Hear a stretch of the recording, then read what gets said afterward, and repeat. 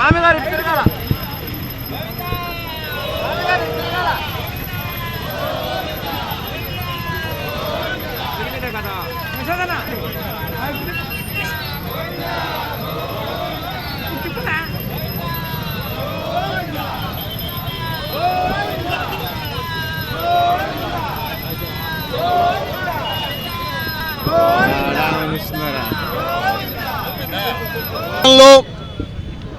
అన్ని వ్యవస్థలను నాశనం చేసిన ప్రభుత్వం జగన్మోహన్ రెడ్డి అందరిది చాలదన్నట్టుగా ప్రపంచ దేశాల్లోనే వనిగాంచిన పేరుగాంచిన శ్రీ ఏడుకొండలవాడు వెంకటరమణ గోవింద గోవింద ఏడుకొండల వెంకటేశ్వర స్వామికి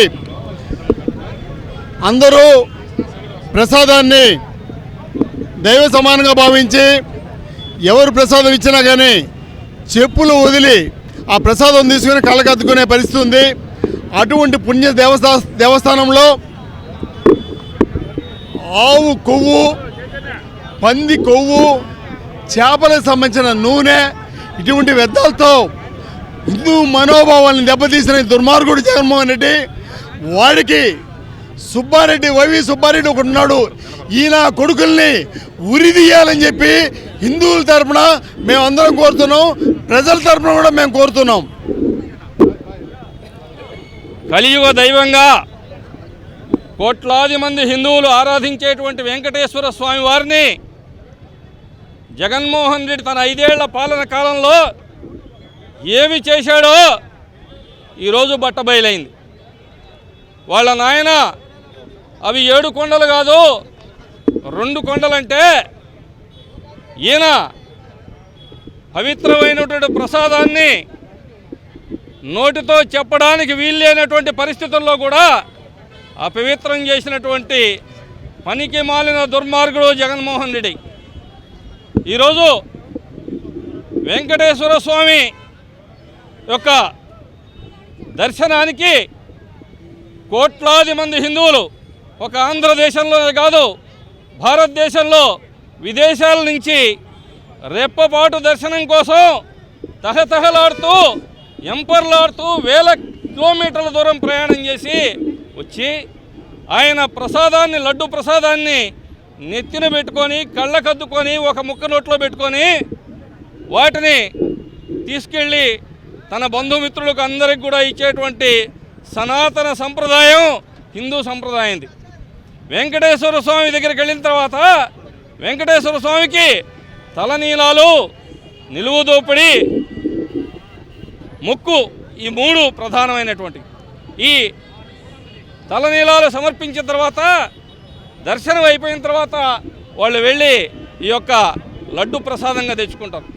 ఈ యొక్క పవిత్రమైన లడ్డుని భారతదేశం అంతా ఎక్కడికి పోయినా ఈ రాజకీయ నాయకులు కూడా వెంకటేశ్వర స్వామి లడ్డు తీసుకుపోయి ఇచ్చి వాళ్ళ ప్రాబల్యం పొందాలని కూడా ప్రయత్నం చేస్తుంటారు.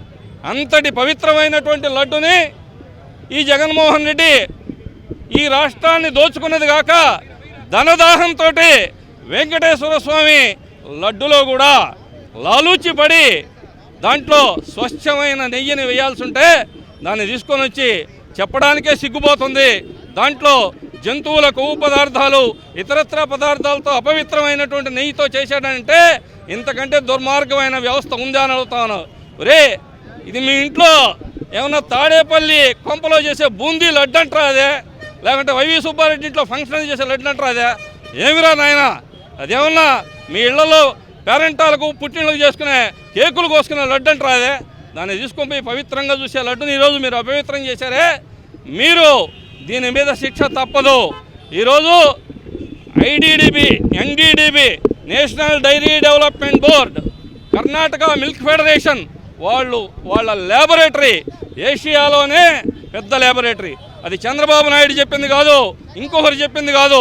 ఈ నమూనాలని ఏదైతే లడ్డు నాణ్యతలో లోపాలు వస్తున్నాయి, గత 2-3 సంవత్సరాలుగా లడ్డు బాగలేదని చెప్పి ఈ యొక్క డయల్ యువర్ యువోకి ఈ యొక్క భక్తులు ఏవైతే ఫిర్యాదులు చేస్తున్నారో వాటన్నిటి మీద వస్తున్న వాటి మీద విచారణ జరిపితే ఈ 2-3 నెలల కాలంలో వాటి మీద స్పష్టమైనటువంటి ల్యాబ్ రిపోర్ట్లు వచ్చిన తర్వాత ఈరోజు తెలుగుదేశం పార్టీ చంద్రబాబు నాయుడు గారు మాట్లాడడం జరిగింది.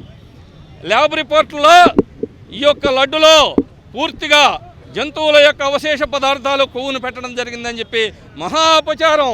మేము చెంపలేసుకోవాల్సిన పరిస్థితి ఇది. మీరు చేసిన తప్పుకు మేము ఈరోజు స్వామివారిని వేడుకుంటున్నాం. స్వామి, ఎవరో చేసిన దుర్మార్గులు చేసిన తప్పుకు ఈ ఆంధ్ర రాష్ట్ర ప్రజల్ని మీద కోప్పడబాకు, నువ్వు కాపాడు నాయనా అని చెప్పి ఆయన చేతులు చేడుకొండలవాడ వెంకటరమణ గోవింద అని చెప్పి అందరం వేడుకుంటూ ఉన్నాం. ఈరోజు అడుగుతున్నాం, దీని మీద మంచి విచారణ జరగాల. మేము ఒక్కటే అడుగుతున్నాం, ఈ విధంగా వచ్చినటువంటి పత్రికల యొక్క ఆధారంగా సుప్రీంకోర్టు జోక్యం చేసుకోవాలా. సుప్రీంకోర్టు యొక్క కేసును సుమోటోగా తీసుకొని దీన్ని సిబిఐ ఎంక్వైరీ చేయాలా. సిబిఐ ఎంక్వైరీ ద్వారా ఎవరైతే దీంట్లో దోషులు ఉన్నారో వాళ్ళకి యావజ్జీవ కారాగార శిక్ష చేయాలని చెప్పి సందర్భంగా తెలియజేస్తాను. ఇది ఒక్క ఆంధ్ర రాష్ట్రానికో తెలంగాణకో సంబంధించింది కాదు, యావత్ ప్రపంచంలో ఉన్నటువంటి హిందువుల మనోభావాలన్నటువంటి దెబ్బతీసేటువంటి దుర్మార్గపు చర్య ఇది జగన్ ఇంట్లోనో వైవి సుబ్బారావు ఇంట్లోనో బూందీ లడ్డు కాదు ఇది వాళ్ళ ఇంట్లో ఏం వేసుకున్న ఇబ్బంది లేదు. వెంకటేశ్వర స్వామికి జోలికి మళ్ళా వస్తే తరిమి కొడతారని, అదేవిధంగా ఈరోజు ఏదైతే ఈ అపచారం చేశారో ఆ అపచారానికి దైవికంగా తగిన శాస్తి వాళ్ళకు జరిగి తీరుతుందని తెలియజేస్తూ, అదేవిధంగా దీని మీద ఆంధ్రప్రదేశ్ ప్రభుత్వం చంద్రబాబు నాయుడు గారు విచారణ జరిపిస్తారు. దాంతోపాటు సుప్రీంకోర్టు సుమోటోగా తీసుకొని సిబిఐ ఆదేశించాలా. ఎవరు దోషులైతే ఉన్నారో వాళ్ళని యావజ్జీవ శిక్ష విధించాలా. వాళ్లకు సహకరించిన వాళ్ళు రాజకీయంగా బహిష్కరించాలని కూడా ఈ సందర్భంగా మేము కోరుకుంటూ వెంకటేశ్వర స్వామిని క్షమించమని చెప్పి సందర్భంగా కోరుతున్నాం, ప్రార్థిస్తున్నాం.